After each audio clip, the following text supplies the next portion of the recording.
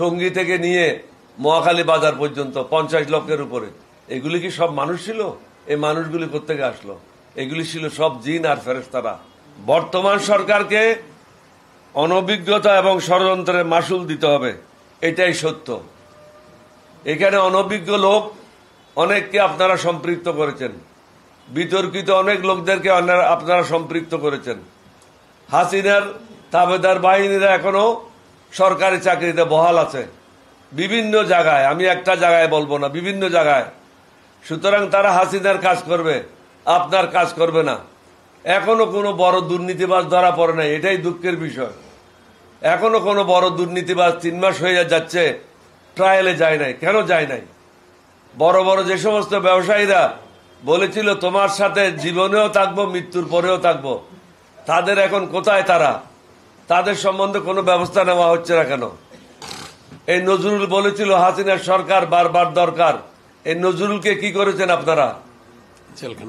জেলখানায় থাকলে তো হবে না, তাকে ফ্লোরে শোয়ে দেন।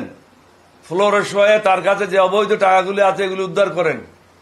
বড় বড় ব্যবসায়ীরা যে সমস্ত অবৈধ টাকা নিয়ে বসে আছে, বড় বড় অফিসাররা যেভাবে টাকা রোজগার করেছে অবৈধভাবে, তাদেরকে আর্মি ব্যারেকে বা পুলিশের ব্যারেকে ফ্লোরে শোয়ে দেন এবং তাদের কাছ থেকে জনগণের টাকাগুলি উদ্ধার করার ব্যবস্থা নেন।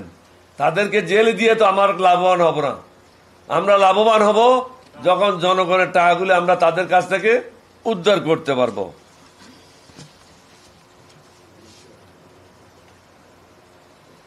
সরকারকে এটা বুঝতে হবে, অনেকগুলি শূন্য যদি পাশে বসান, পাশে যদি 1 না থাকে, 2 না থাকে, এই শূন্যগুলির কোনো দাম নাই।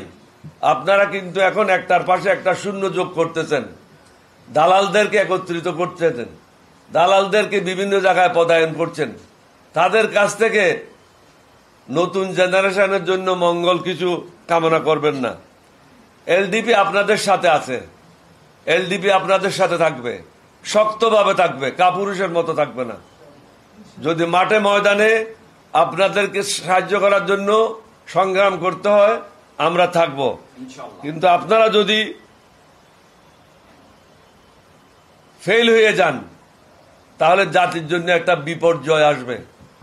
আপনারা সময়টা নির্ধারণ করেন এবং নিজকে সামাল দেওয়ার জন্য ব্যবস্থা করেন। আপনাদের মধ্যে অনেকে বেসামাল আছে, মনে হয়েছে মন্ত্রী হয়েছে, ফ্ল্যাগ উড়াচ্ছে, অনেক কিছু হয়ে গেছে। অনেক কিছু হয় নাই। আপনারা ফ্ল্যাগ পান নাই, আপনারা মন্ত্রিত্ব পান নাই, বরং 18 কোটি মানুষের দায়িত্ব আপনারা পেয়েছেন। আমি অনুরোধ করব ডক্টর মোহাম্মদ ইউনূস সাহেবকে, আপনি আমার খুব ঘনিষ্ঠ বন্ধু মানুষ, বয়সে আমি আপনার থেকে বড়।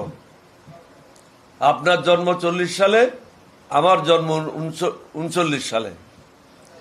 আপনার সাথে আমার দীর্ঘদিনের পরিচয়, আমরা একসাথে অনেক সময় কাটিয়েছি। শক্ত হাতে ধরুন, না হলে ফসকে যাবে। এটাই হলো আমার শেষ বার্তা। শক্ত হাতে ধরুন, না হলে ফসকে যাবে এবং আফসোস করার সময়ও পাবেন না। আমি হাসিনাকে বলেছিলাম এই দেশে যে অন্তর্বর্তীকালীন সরকার হবে, এলডিপির পক্ষ থেকে আমরা 3 বছর 3.5 বছর আগে, সবাইয়ের আগে বলেছিলাম। তখন কিন্তু আমাদের উপর অনেকে ক্ষিপ্ত হয়েছিল, কিন্তু আলটিমেটলি সেটাই হয়েছে। আমরা হাসিনাকেও বলেছিলাম এখনো সময় আছে, ক্ষমতা হস্তান্তর করে শান্তিতে চলে যান। তিনি কিন্তু বিশ্বাস করেন নাই, কারণ তিনি হলেন নমরুদ, তিনি হলেন ফেরাউন, আল্লাহর উপর বিশ্বাস করে নাই। আল্লাহ যে এইভাবে ফেরেশতা নামায় দেবে আসমান থেকে, জিনেরা মাটিতে নেমে আসবে, এটা কেউ বিশ্বাসও করে নাই। এতগুলি লোক আসলো কোত্থেকে ঢাকাতে? এতগুলি লোক আসা কি সম্ভব? আমি মহাখালীতে দেখেছি 50 লক্ষের উপরে লোক, টঙ্গী থেকে নিয়ে মহাখালী বাজার পর্যন্ত 50 লক্ষের উপরে। এগুলি কি সব মানুষ ছিল? এই মানুষগুলি কোত্থেকে আসলো? এগুলি ছিল সব জিন আর ফেরেশতারা। আল্লাহ যখন কাকের উপর লাহানত দেয়, এইভাবে লাহানত দেয়। এই উদাহরণটা আগামী কয়েকশো বছর আমাদেরকে ধারণ করতে হবে।